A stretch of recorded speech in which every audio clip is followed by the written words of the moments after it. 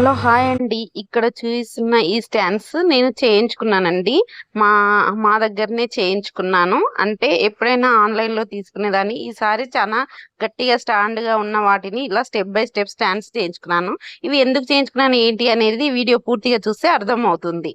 ఇక్కడ చూస్తున్నారు గదండీ! ఇది మా టెర్రస్. టెర్రస్ పైన నేను ప్రెజెంట్ అయితే మాకు ఏం లీకేజ్ అలాంటిది ఏమీ లేదు గానీ, ఎందుకో నాకు కొంచెం డౌట్‌గా అనిపించి, ఎలాగో కింద ప్లేస్ ఉంది. పైకి, కిందికి ఎక్కడం కోసం కొంచెం స్టెప్స్ ఉడకంగా భయంగా ఉంది అని చెప్పేసేసేసి, నేను టెర్రస్ పైన ఉన్న ప్రతి మొక్కని తీసేస్తున్నానండి.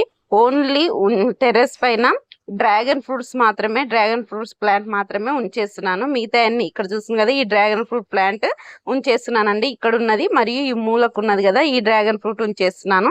ఈ కుండీలన్నీ ఇలా తీసేస్తున్నానండి. ఇప్పుడు మనకి ఎండాకాలం గదా!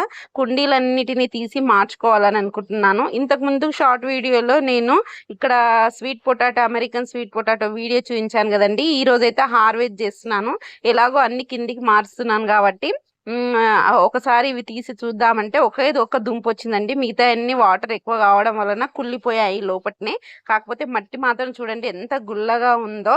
ఈ మట్టిలో నేను పసుపు పెట్టుకోవాలనుకుంటున్నానండి. కొంచెం కంపోస్ట్ కలిపి పసుపు పెట్టుకోవాలనుకుంటున్నాను. నెక్స్ట్ మీకు అది కూడా చూపిస్తానండి. ఇక ముందు మంచి మంచి వీడియోలు వస్తాయండి. ఎందుకంటే మనకు వర్షాకాలం వస్తుంది కాబట్టి వర్షాకాలంలో ఎలాంటి మొక్కలు పెట్టుకోవాలి ఏంటి అనేది పూర్తిగా డీటెయిల్స్‌గా ఇస్తాను. ప్రెజెంట్ అయితే ఇక్కడ నేను కొంచెం అర్జెంట్‌గా వెళ్ళేదుందని మొక్కలనైతే ఎక్కడంటే అక్కడ పెట్టేశానండి.